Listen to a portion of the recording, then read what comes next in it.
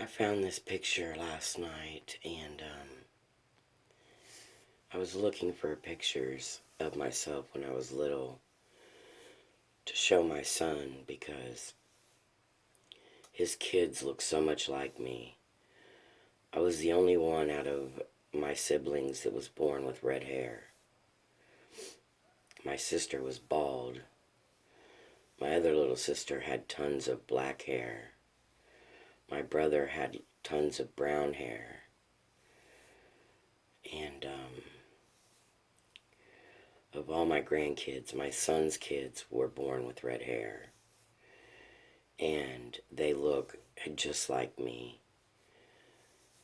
Well, I come across this picture of me and my great-grandmother. Her name was Cecil. Cecil Worland. And she didn't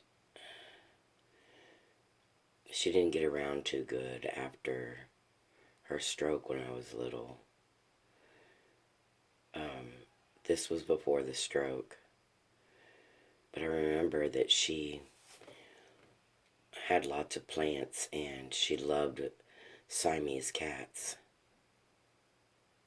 And I remember going to her house and she would have newspapers laying on tabletops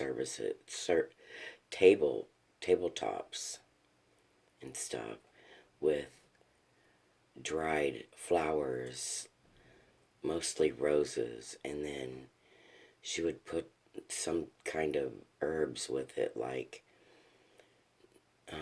cinnamon and nutmeg, and I'm not really all sure, but because I didn't ever ask.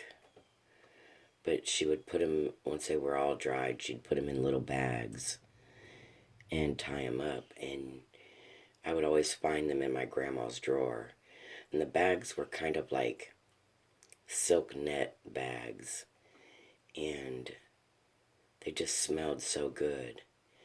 And she had like little containers that sat around the house, like little trinket boxes, and I would always find the herbs and stuff down in there too. And I remember how soft her skin was, and she was just a really precious lady. She died 6 months before I had my first child. So my great-grandmother lived until I was 18 years old. No, 17. I wasn't 18 yet. I was 18 in March. She died in December.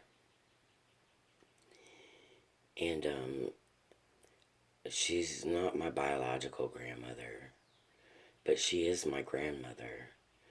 She chose that place in my life, and I chose that place in hers.